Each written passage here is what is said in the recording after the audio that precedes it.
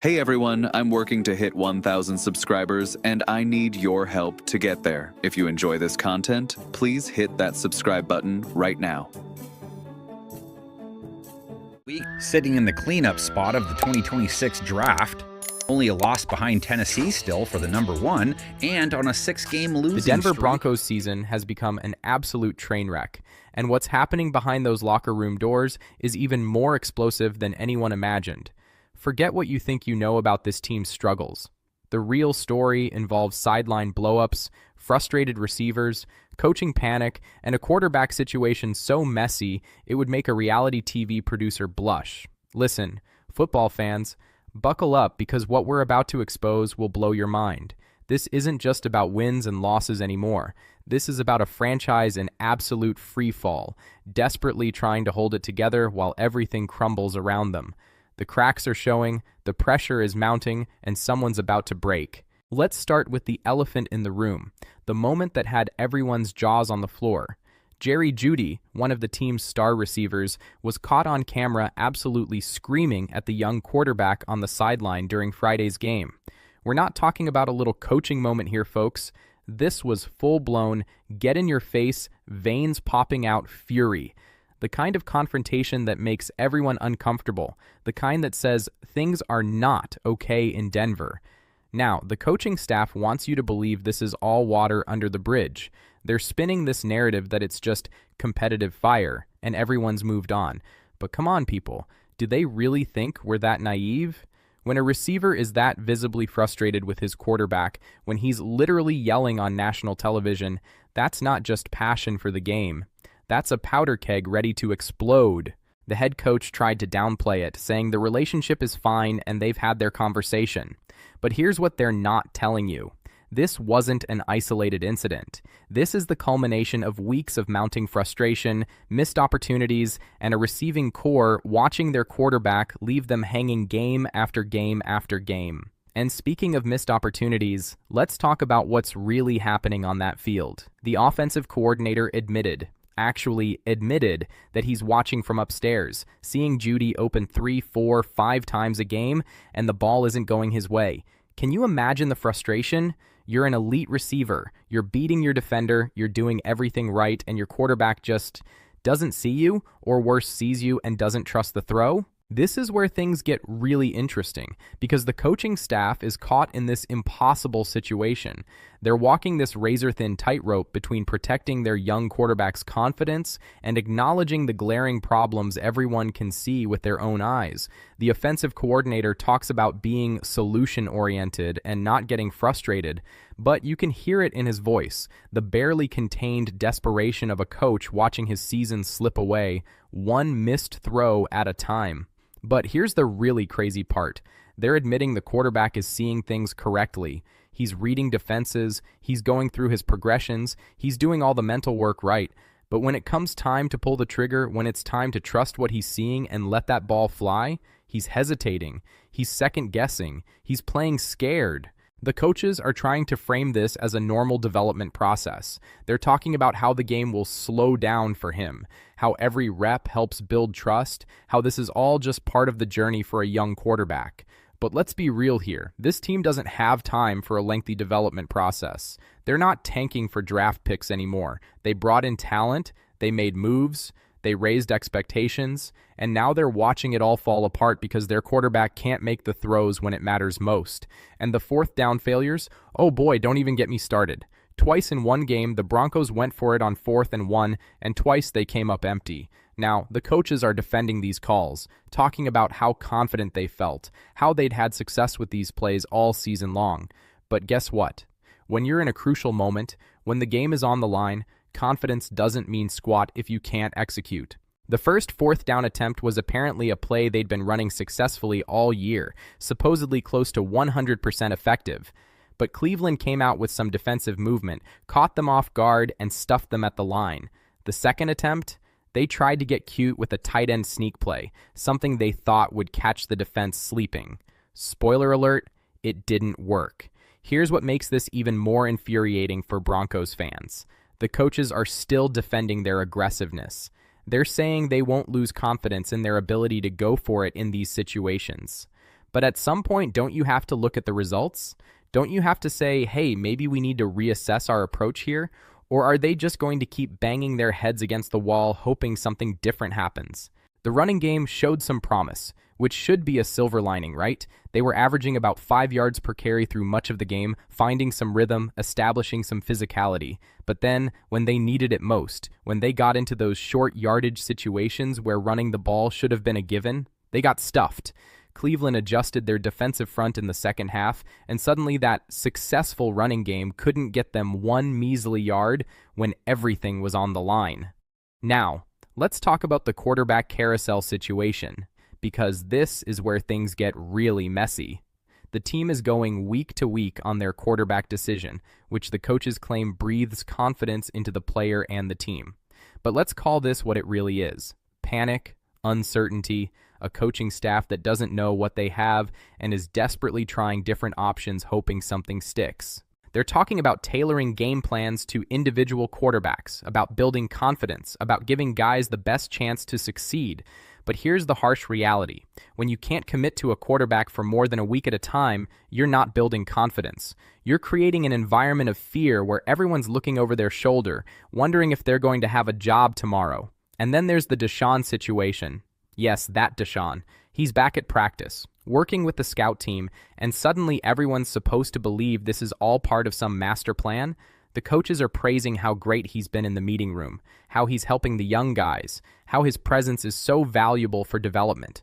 But come on, a quarterback of his caliber running scout team, that's not a development tool. That's a franchise in absolute disarray, trying to salvage something, anything, from a situation that's gone completely sideways. The really juicy part is how they're handling his return. They're talking about getting him back into the swing of things, not putting too many expectations on him, letting him get comfortable throwing to receivers again. Translation, they have no idea what to do with him. They can't fully commit to starting him, but they can't let him go either, so he's stuck in this bizarre limbo while the team continues to flounder. Let's talk about those coachable moments the offensive coordinator keeps mentioning. Every time the young quarterback misses an open receiver, every time he doesn't pull the trigger on a throw, every time he plays it safe instead of attacking down the field, that's a coachable moment. But at what point do coachable moments become a pattern? At what point does the coaching staff admit that maybe, just maybe, they're asking this kid to do something he's not ready for? The comparison they made about calling the same play twice is particularly revealing. The first time they called a certain route concept, the quarterback didn't execute it. So they talked about what he should be seeing, how to key the defense, how to trust the read. The second time they called it, he nailed it. Success story, right? Except here's the problem. They don't have time to call every play twice. They don't have the luxury of using the first half as a practice session and hoping things click in the second half. And that situational football? Oh man, that's where this team is really bleeding out. They're getting into scoring position and going backwards. They're facing critical fourth downs and coming up empty. They're in moments where veteran teams step up and make plays, and the Broncos are wilting like flowers in the desert sun. The coaches can talk all they want about execution and being solution-oriented, but the scoreboard doesn't lie, and right now, it's telling a story of a team that can't win when it matters. The offensive coordinator made this fascinating comment about not dictating where the ball goes. He says the defense dictates it based on their coverage, which sounds great in theory, right? Read the defense, take what they give you, make the smart play. But here's what he's not saying. Sometimes you have to make the defense wrong. Sometimes you have to fit a ball into a tight window. Sometimes you have to trust your receiver to make a play even when it's not a pitch and catch situation. This is the fundamental problem with the conservative approach they're teaching these young quarterbacks. They're so terrified of turnovers, so paranoid about mistakes, that they're coaching all the aggression and playmaking ability right out of them.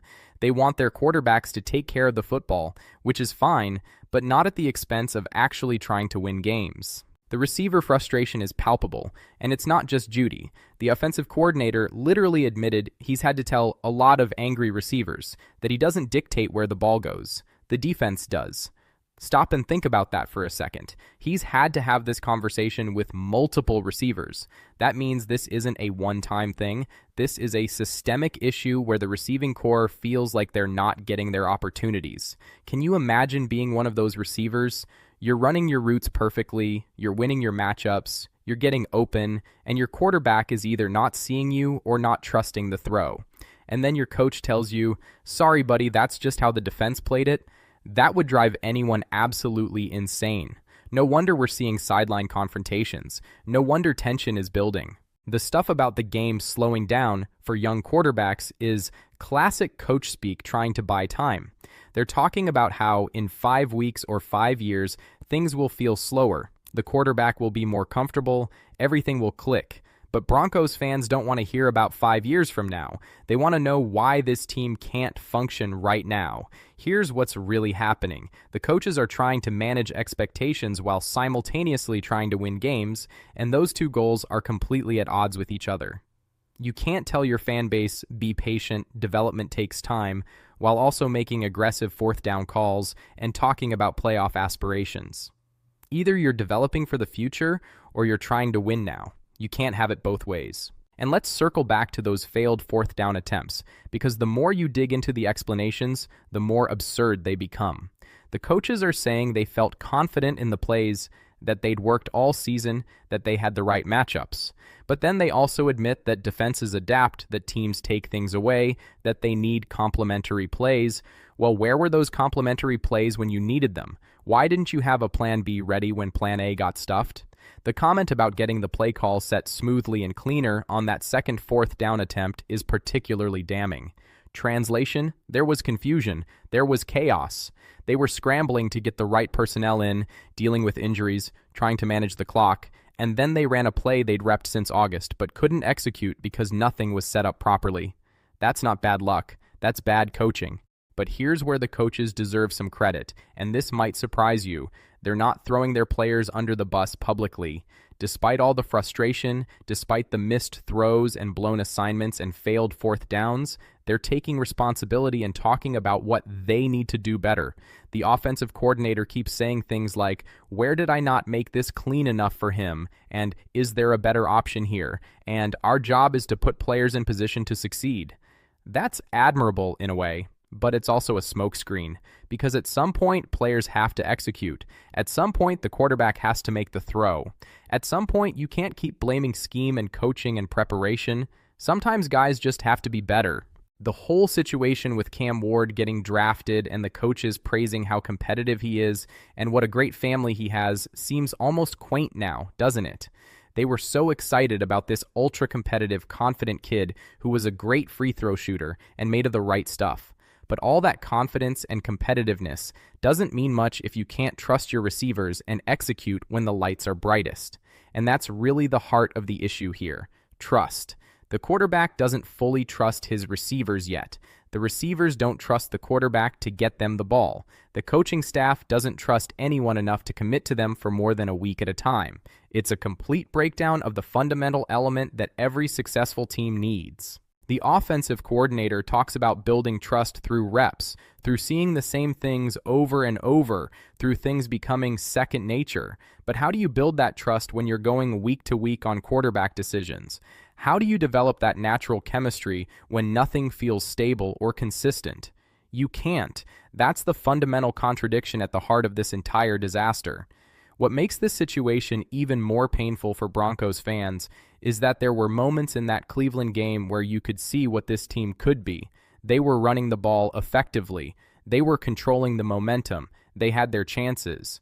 But then, when it mattered most, when they needed to convert on fourth down or make a big throw or execute in the red zone, they fell apart. That's not a talent problem.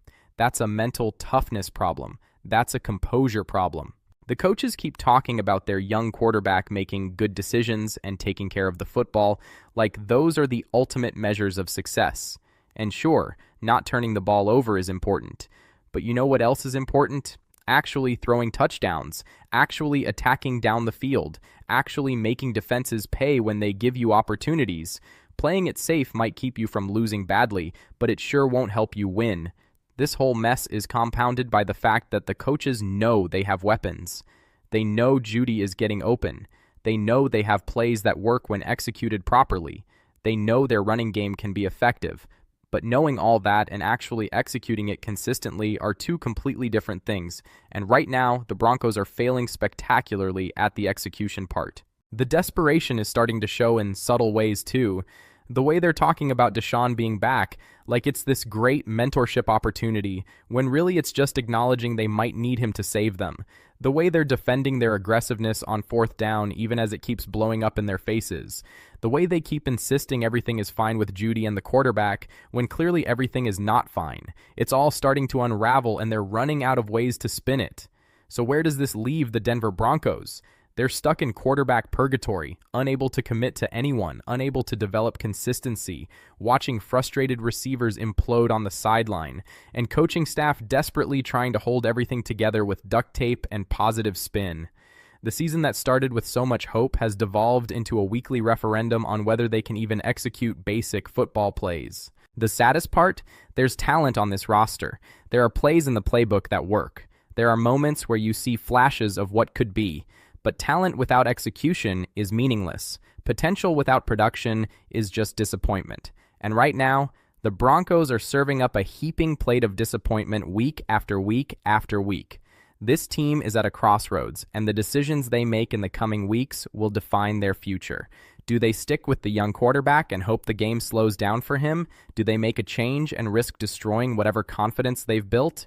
Do they blow it all up and start over? There are no good answers, only less bad options. What we do know is that the current situation is unsustainable. You can't keep having receivers yell at quarterbacks on the sideline. You can't keep missing wide open targets. You can't keep failing on fourth down in crucial moments. Something has to give, and when it does, it's going to be explosive. So that's the real story of the Denver Broncos season, folks. It's not just about wins and losses. It's about a franchise desperately trying to find its identity while everything falls apart around them. It's about coaches making excuses, players losing faith, and fans watching their team implode in real time. The question now is, what happens next? Will they figure it out? Will someone step up and save this season? Or are we watching the beginning of a complete organizational meltdown that will have repercussions for years to come? Only time will tell. But one thing's for sure, it's going to be must-watch television either way. If you enjoyed this deep dive into the Broncos' chaos, smash that like button. Drop a comment below telling me which team you think is in worse shape right now. And don't forget to subscribe and hit that notification bell. Because trust me, this story is just getting started and you won't want to miss what happens next. The NFL drama never stops, and neither do we. See you in the next one. Hey everyone, I'm working to hit 1,000 subscribers, and I need your help to get there. If you enjoy this content, please hit that subscribe button right now.